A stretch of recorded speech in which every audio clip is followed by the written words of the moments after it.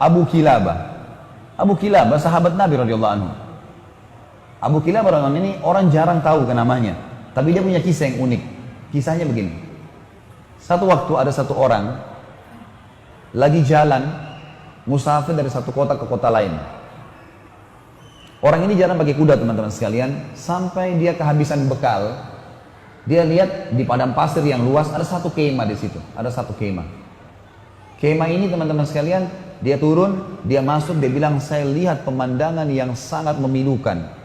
Kemah itu kosong, tidak ada makanan, tidak ada minuman, dan ada satu orang terbaring dengan punggungnya, kedua tangannya putus, kedua kakinya putus, kedua matanya buta. Orang ini cuma tergeletak. Lalu saya bilang, Assalamualaikum warahmatullahi wabarakatuh. Orang itu jawab, Waalaikumsalam warahmatullahi wabarakatuh. Lalu kemudian saya datang mendekati dia, dan saya lalu berkata pada dia, siapa anda ini? Dan apa ceritanya anda ada di padang pasir ini? Kata dia, saya salah satu hamba Allah. Kata orang yang sedang lumpuh dan matanya buta, saya salah satu hamba Allah gitu. Lalu ditanya kembali, kamu siapa? Dia bilang, saya musafir, sedang kebetulan lewat, butuh minuman dan makanan, kehabisan gitu kan. Kata orang ini, kata orang ini, Alhamdulillah, segala puji bagi Allah yang menyempurnakan nikmatnya pada saya. Ini orang lumpuh yang bilang ini, tangannya putus, kakinya putus, matanya buta. Kata orang yang datang ini bilang, wahai Tuhan, apa yang membuat anda bersyukur kepada Allah? Apa yang anda syukurin? Nikmat apa yang sedang ada? Kemahnya kosong, gak ada orang, gak ada makanan, gak ada minum, lumpuh semua. Maka dia bilang, diamlah wahai anak muda. Kamu tidak tahu kalau sebenarnya nikmat Allah sangat besar pada saya. Saya bisa mengucapin kalimat saja sudah menutupi semua kekurangan saya ini. Sebuah nikmat yang tidak terhindar. Alhamdulillah atas segala hal. Orang ini bilang, saya kagum dengan orang ini. Lalu saya bilang sama dia, baiklah, ada yang bisa saya bantu? Kata orang yang pendatang ini. Dia bilang, ada anak saya laki-laki satu-satunya, selalu nemanin saya di sini. Dia merawat saya, dia memberikan minum, dia memberikan makan, dia merawat saya lah. Sekarang sudah 3 hari nggak balik-balik. Coba kamu cari di sekitar kemah ini. Siapa tahu ada. Dan memang perlu kamu tahu di padang pasir ini yang hidup cuma saya sama anak saya. Nggak ada orang lain. Jadi kalau ada orang kamu lihat itu berarti anak saya. Kata dia, baiklah. Dia bilang, saya keluar. Nggak jauh dari kemah itu ada jenazah manusia yang lagi dikerumuni oleh singa. Lalu saya bilang, pasti ini anaknya, tapi sudah mati, lagi dicabit-cabitin dagingnya oleh singa. Lalu saya kembali, saya bingung gimana caranya menjelaskan kepada orang ini. Dia sendiri susah, hidupnya di padang pasir sendirian, lumpuh, dan anaknya dimakan singa. Lalu saya pun datang, lalu saya mengatakan, wahai saudaraku, kata orang ini, pendatang bilang sama orang yang lumpuh ini, wahai saudaraku, apakah anda mengetahui kisah Nabi Ayub? Kata orang itu, tentu saja. Apakah bisa anda ceritakan kepada saya sedikit tentang dia? Kata orang itu, Ayub alaihissalam, orang yang tidak bisa dinilai kesabarannya. Orang yang dicoba sama Allah 20 tahun dengan penyakit, 20 tahun dengan mati semua anaknya 12 laki-laki, 20 tahun dengan penyakit kusta, sehingga ditinggal oleh kaumnya. Hartanya semuanya habis, 20 tahun miskin.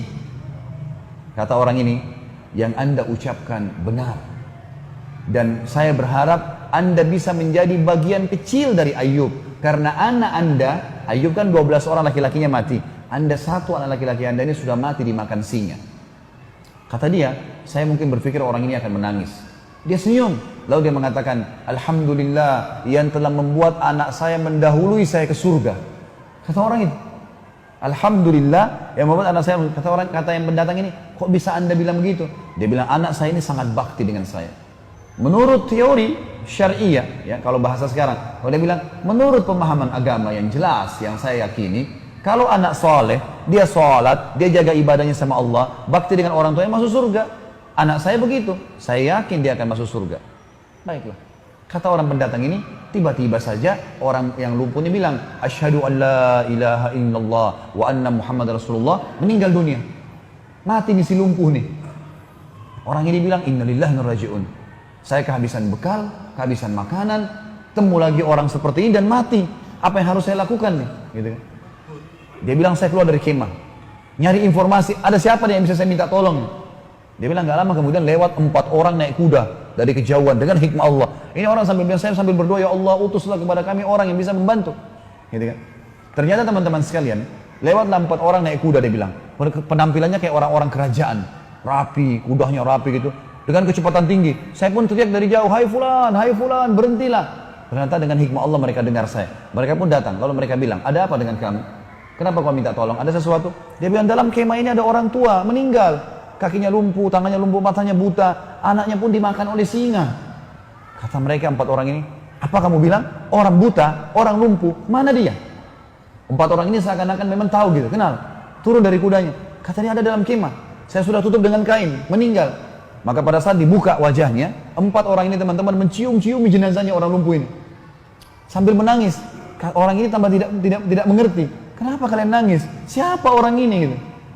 Kata 4 orang itu, kok nggak kenal siapa orang ini? Dia bilang tidak. Ini Abu Kilab al-Jurumi. Ini sahabat Nabi. Satu-satunya sahabat Nabi masih hidup sekarang, ini orangnya. Dia sudah lama kami cari karena disuruh oleh raja untuk jadi hakim. Dia larikan diri karena tidak mau jadi hakim. Dia sampai tinggal di padang pasir. Dan ini orangnya. Ini orang terkenal dengan kesolehannya. Doanya mustajab. Gitu. Maka anak muda ini pun menangis sambil mengatakan, Alhamdulillah yang telah mempertemukan saya dengan orang soleh ini, sehingga saya bisa melihat salah satu sahabat Nabi SAW, dan akhirnya saya bisa belajar dari dia. Tapi pelajaran kita teman-teman, bagaimana Abu Kilabah dengan kenal Tuhannya, tahu kalau cobaan dunia hanya di dunia. Kalau ada orang lahir di muka bumi teman-teman, sebagai orang beriman harus yakin ini ya. Lahir, matanya buta, tangannya dua-dua putus, kakinya dua-dua putus pun, lumpuh total, lahir di muka bumi. Ini hanya sifatnya duniawi. Pada saat dibangkitkan hari kiamat nanti, karena jasadnya akan dimakan oleh tanah. Dibangkitkan hari kiamat, nggak ada lumpuh, nggak ada cacat, fisik baru.